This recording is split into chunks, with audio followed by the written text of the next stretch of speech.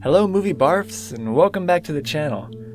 If you're a Disney fan, one of the things you wouldn't appreciate would be the insulting rehashes of our beloved classics. Rather than just leaving the legacy of a good thing alone, they just had to reanimate them into embarrassing cash grabs. Maleficent was one of the first few victims of this trend. The marketing for the film was pretty good, actually. The studio sold us the idea of a live-action remake of the Sleeping Beauty classic, but boy was that a lie, as we discovered. Angelina Jolie looked like a perfect casting choice for the title role, and the trailer looked promising, especially with the haunting score of Lana Del Rey's Once Upon a Dream. Never underestimate the power of a good song in helping to sell a movie. But sadly, we discovered that the marketing was all deceptive, and the Maleficent we got was nothing like the Maleficent that was implied. Instead, it dumps on the original character and becomes a disservice to the classic. One of the main issues of the film is its attempt to retcon the original. Retroactive continuity, or retcon in short, happens when a movie attempts to change the events that we already know to be true in the continuity of the story. Think X-Men Days of Future Past, going back in time to erase the existence of The Last Stand and X-Men Origins Wolverine. That was a good use of retcon, helping to dampen the horrible memories of those two turds. At least we can rest knowing they're no longer part of canon. Well, this film's use of retcon doesn't improve on the original Sleeping Beauty, it makes it worse. Maleficent in the original was the most frightening villain of the Disney classics, like the Darth Vader of Disney villains. For Maleficent, the retcon is absolutely horrible, as it changes the character to something totally different from her origins. And it's not for the better, as she goes from being a terror on screen to a sentimental, soft-hearted godmother. I get trying to make the villain sympathetic, but this is going too far. Now, she's made out to be 100% the hero here. That's a problem, as it's a completely inaccurate and unfaithful portrayal of the character. The original Maleficent was evil as heck in the original, going as far as to curse a newborn baby. Ideally, we wanted to see the same evil Maleficent, but with more complexity and backstory. Problem is, this Maleficent isn't evil. She's the victim here, and even when she's supposedly evil, it's like it's a watered-down version of evil. When she curses Aurora, and I say curses in air quotes, she only pronounces a sleep-like death on her. Not an actual death like in the original, which required the fairies to counter the death curse to make it a sleep-like death instead.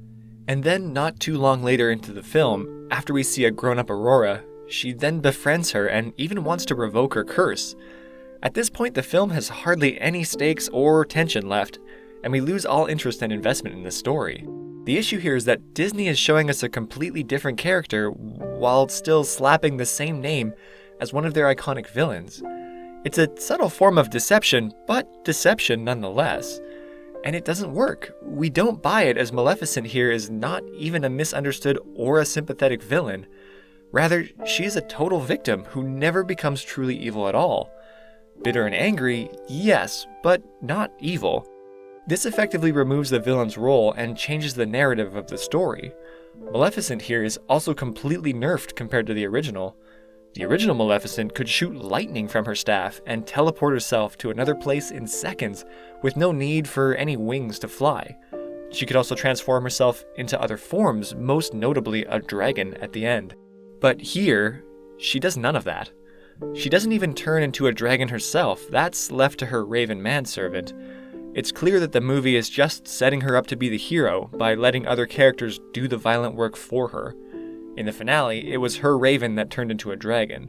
In the beginning, it was the tree monsters that did the fighting for her. All she did was just fly around and harmlessly slap a few soldiers with her wings.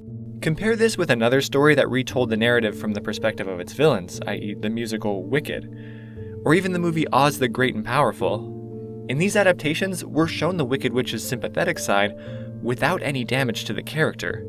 She was still as evil as she was in the original, just that we now have a glimpse as to why. What the producers behind Maleficent fail to understand is that the reason the Wicked musical works is that it gives an explanation behind Elphaba's motivation, and not a complete change of her character. She still does all the evil things she does as part of the canon of the stories and the movies. She resents Dorothy for the death of her sister and for taking the shoes. Without this context, and from Dorothy's perspective, she seems evil. From her perspective, and with this context, you understand where she's coming from, although you may not agree with her choices. At the core, you can't change the actions of the character in your attempt to make them sympathetic. This negates the reason for the retelling of the story in the first place, a mistake that we see here in Maleficent. Taking Maleficent's place in the story as the villain is King Stefan, who is one of the most poorly written villains ever. He's about as one-dimensional as you can be, being evil just because he is. We don't get any of his backstory or why he's motivated to do the things he does. Why is he so fueled by greed? Why did he value prestige over his childhood relationship with the fairy whom he owes his life to? We only get a one-sentence narration that glosses over his transition from boy to man. One moment, he's a self-centered, power-hungry king driven mad by greed. In the next moment, he appears to be a loving father begging for his daughter's life. Is he even capable of caring what happens to Aurora when he so easily betrays Maleficent? The movie is pretty inconsistent with Stefan's character. He's basically just a plot device to fill in the villain gap that Maleficent left behind. He was given absolutely no character development that makes him a realistic, fleshed-out villain. The other supporting characters in this film are botched too. The three fairies in the original were an integral part of the story, each with their own distinct personalities, which created some entertaining moments. Remember the pink and blue dress battles? Also, it was Merryweather who helped counter Aurora's death curse, and all three of them had a real relationship with Aurora, like a mother or aunt. In this remake, the three of them are reduced to a bunch of annoying, bumbling idiots who are just there for comic relief. They're like the lobotomized versions of their original selves. They hardly contribute to the plot, and you'd think that after 16 years of taking care of Aurora, they'd at least be slightly competent at the job, but no. They're just made to fumble around for some cheap laughs, and it was just sad. They don't even have any emotional relationship with Aurora, and their personalities were completely removed to the point that all three of them appear to be the same fairy, just with different colors. By the way, why would the fairies help the king in the first place? Why would the king trust the fairies if he hates their kind? Don't they come from the same forest that Maleficent is part of? The same forest that the humans were trying to invade earlier in the film? They just conveniently switched sides for the sake of the story. And for a film that's supposed to offer a more mature take on the character, this movie deals in absolutes. I thought the film would take the chance to blur the lines between black and white, to show that good and evil is ultimately a matter of perspective. But no, here the line between good and evil is all the more visible. The magical forest creatures are always good, while the humans are always portrayed as evil and rotten. It was like Fern Gully and Avatar all over again. But the worst thing of the film has to be the forced message it tries to cram down our throats. It subtly implies that females are the source of good and happiness, and the more effeminate the character, the better. Masculine traits are linked with greed, anger, and violence, and the more masculine the character, the more corrupted they must be. Men are evil and untrustworthy, and women are better off without them. Women don't need men. Men are controlled by their lusts, while women are motivated by their pure emotions. Women should be strong and not be fooled by a man's affections. All these messages get thrown at you as part of the film's feminist agenda. There's not a single well-written male character in this film. They're all one-dimensional and shallow. And after a while, this trend gets old. Can we stop pretending that women are perfect and infallible? We're all the same. We all have flaws as part of being human. I get the need to create strong female characters, but it doesn't require bashing the male ones. You can have both strong male and female characters at the same time. In fact, they'll help to sharpen each other and bring out their best qualities. Just look at Mr. and Mrs. Incredible from the first Incredibles movie. You don't have to beat down one to bring up the other. Even Prince Philip's role wasn't spared here. In the original, at least he had a series of encounters with Aurora that makes him fall in love with her. In this remake, he only bumps into her once and then wants to kiss her. He's only written into the script as a red herring, a distraction for the film's ending. How does he enter the forest in the first place when Maleficent created the impenetrable stronghold that even the king's guards couldn't enter? So this forced message extends all the way to the film's ending. Maleficent is the one who gives the true love's kiss instead of the prince. It didn't really come as a surprise, but the main problem here is that it's an ending stolen straight out of Frozen. It was new and fresh when Frozen did it, because for the first time Disney skipped the age-old solution of a prince giving the true love's kiss. But here, doing it again when Frozen already did it, just a year before, it becomes stale and cliché. I guess that was why Aurora's mother was killed off screen so that only Maleficent can be the one to give the kiss. By the way, she sleeps for only 3 hours tops. She has an afternoon nap and is somehow labeled Sleeping Beauty. The movie also suffers from other inconsistencies and plot holes. Iron burns fairies because it just does, but when an iron net is thrown over Maleficent, it no longer burns her but just acts as a kryptonite. Even when her ankle is bound by an iron chain, it does nothing to her.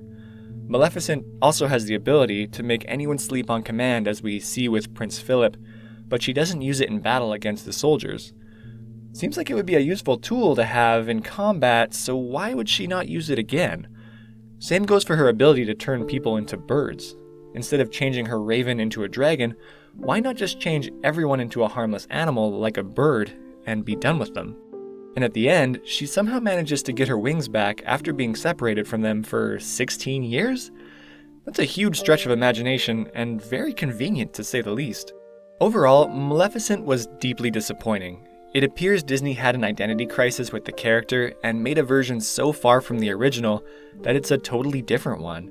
It retcons Maleficent to the point that it conflicts with the original canon. Now, if anyone wants to talk about Maleficent, we first have to ask, which Maleficent are you referring to? The movie even has the gall to tell you in the opening and closing narration that the original tale was some kind of propaganda and that this is the true version of events. Way to dump on your original classic, Disney. A Disney movie or adaptation should leave you feeling nostalgic for and more connected to the original, not disappointed that the adaptation is so far removed from the original storyline. And it's such a shame because Angelina Jolie could have been a great Maleficent, bringing to life the true character from the original. Ellie Fanning also shines as Aurora, giving more life and personality than the animated version. This movie fails to show why a remake was necessary. Don't show it to your kids, they won't learn more than what they can get from the classic. Don't watch it for the sake of nostalgia, because it doesn't provide the same level of entertainment as the original does. And that's all for now, folks. Thanks for watching, and see you next time.